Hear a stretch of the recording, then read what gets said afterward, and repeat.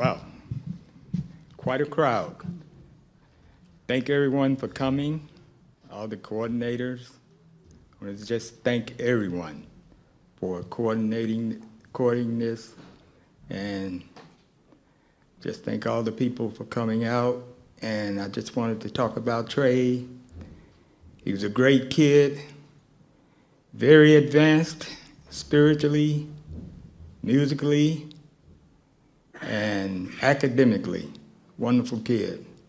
Even after church, you would have to, after you go hear the preacher do his thing, you would have to hear it all over again when you get home with Trey.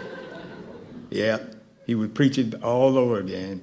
And when you hear the choir do their selection, he would even get on the piano and imitate the choir, what the choir played. So it'll be church all over again.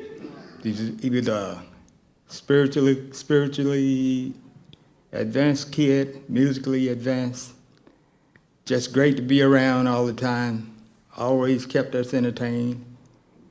And he was always busy, always talking to us about world situations, talking to us about political situations, and always speaking about music.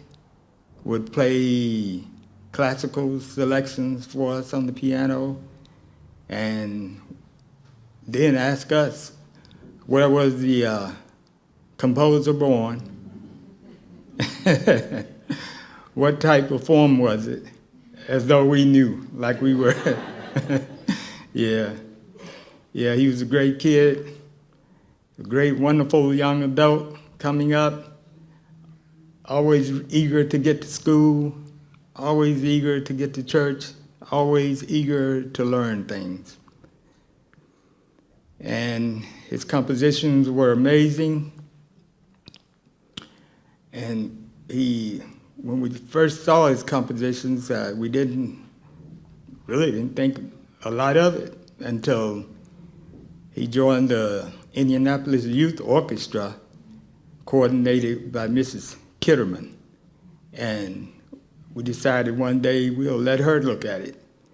And she thought it was absolutely amazing.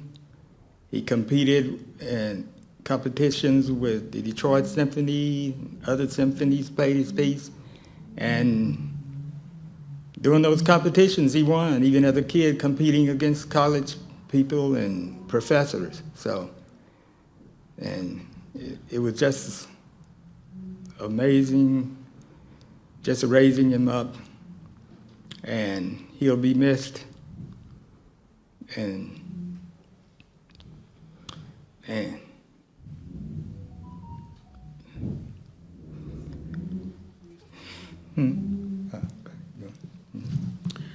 my name is Gladys Whitfield, and this is my husband. And I just want people to know how active Mr. Herman Whitfield Jr. was in his son's life. He was with him everywhere. We've got so many trips and photos of them together, and they loved one another. They hung out together, went to the movies together, talked about music together, and went out of town together, and just supported and loved one another. And I'm so thankful for both of them, even though my son is gone. So I don't have his hugs anymore, and his critique of how I look when I was going to work. And just a personality where he didn't want to hurt anyone. You know, sometimes if people were doing something to him that he thought was not fair, we would discuss that. But he still didn't talk about hurting people. And so for him to die the way he did, he wasn't hurting anyone, he wasn't threatening them, he wasn't cursing, he wasn't violent, he didn't show any threat. And for the officers to do what they did to him and still not admit that anything that they did was wrong. I haven't heard the mayor, the police chief, the FOP spokesperson None of them seem to acknowledge that there was any bad behavior on any policeman's part, but the people have spoken. The people who believe in justice and fairness and equity and believe that wrongs should be righted in the only way that's possible here on earth. You know, I cried so much, I think I was trying to cry my son back, but it didn't work. He's still not here. So I guess what we have left are sorry consolation prizes. We did get an indictment or 2 indictments, and for that I'm thankful, and that shows the grand jury's decision to indict, which is from people in the community, just ordinary people like us who looked at the evidence and the law and decided that what those officers did was criminal. In spite of what the mayor may have said or not said, you know, silence can be considered being complicit or acquiescing to bad behavior. So if you're silent, you think it's okay maybe because you're not saying anything that they did was wrong. So I just thank everyone here for your support and your, you know, my inference from you being here is that you think that there was a wrong that was done to my son and both of his parents. I don't think you all might not be aware that after the police killed our son, they also searched our house without a warrant, put hands on me when I objected to the search, told us we couldn't leave the house, and stopped us from trying to go to the hospital to even see our son. We had to try to sneak out. So there was a lot of things that went on that I hope you all will come to know. And I will also say this: the defendants, which is the city of Indianapolis, and the officers involved have not fully complied with our request for information about the events of that night, including communications and so forth. What I said, they've instead of being transparent, which is what they promised, they've been oblique, dark, deceptive, and still misleading and misrepresenting what occurred. So we do need your support. I thank everyone, and I hope you continue to support us in this struggle. And I just wanted to say this: if it wasn't for Herman, I probably wouldn't have never flown anywhere, because I'm one that believes in driving wherever. And as a minor, he won competitions, and his mom and dad had to accompany him because he was a minor. So all the flights were free. So I said, why not? And I just want to say this: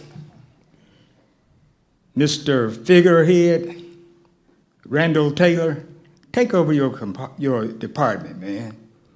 Show some spine, put some steel in your spine, and operate your department and do what needs to be done. And stop just doing what people dictate you to do. And to Mr. Joe Hogsett, stop dictating to Randall Taylor what he should do. And both of you guys just stand up and do the right thing. Stand up and do the right thing. Be men. Men just don't hold a position. Being the mayor don't make you a man. Being the chief of police don't make you a man. Stand up and do what you are supposed to do, what the elected people elected you to do. Thank you all very much. Thank you very much.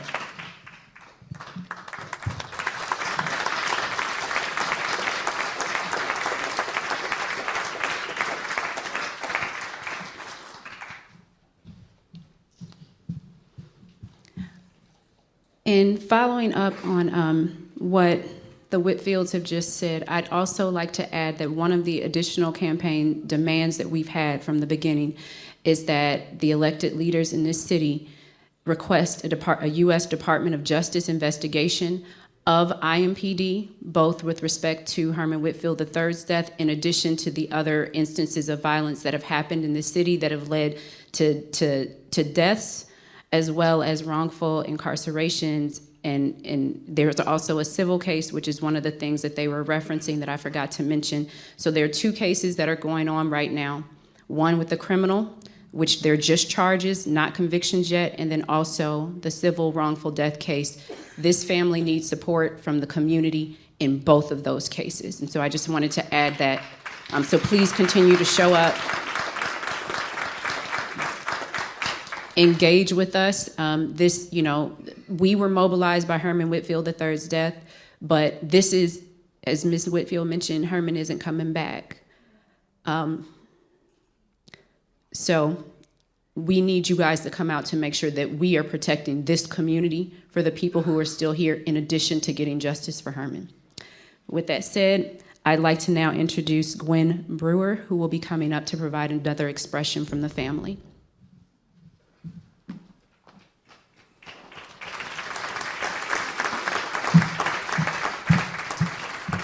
How y'all doing? I'm glad to see you. So my name is Gwen Brewer.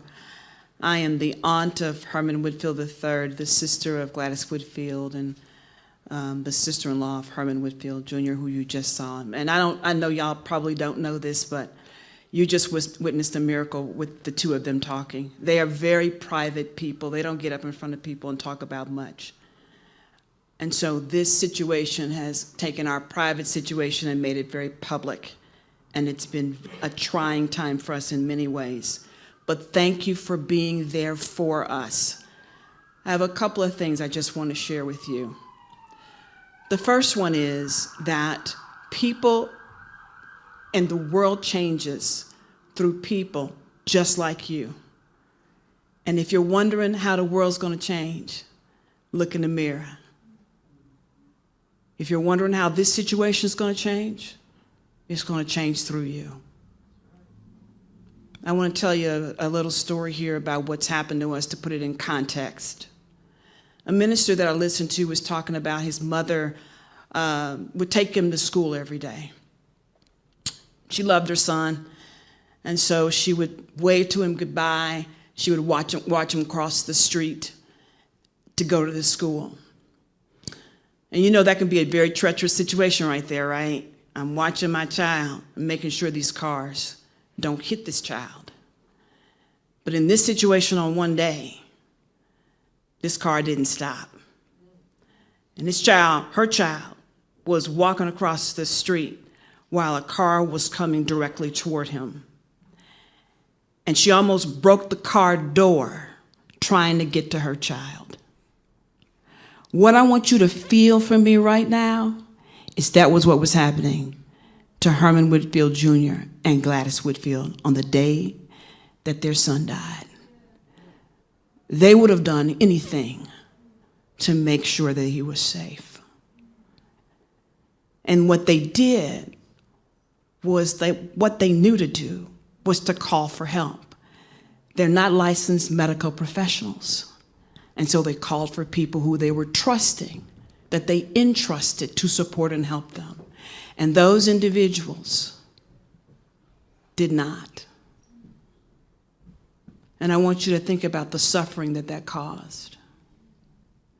Now, I don't want to leave us here today with just that suffering on our minds. And I know that there are additional people who are going to be here, who are going to share experiences, who are going to share their gift and their craft with us. Thank you for being here. But I do want to mention something to you, that as people, there is a process we all have to experience. And you're right now in a process, whether you know it or not. These encounters are divine. God brought you here, and he's asking you to do something about this situation. Whether it's praying, whether it's writing a letter, whether it's asking for justice, whether it's giving to the campaign, you are here to act. That's why you're here. I'm looking at the man in the mirror. I'm asking him to change his ways. And no message could have been any clearer. If you want to make the world a better place, take a look at yourself and make a change. I have hope in you because I know the world changes through people like you. Don't downgrade your power right now. Please act. Thank you.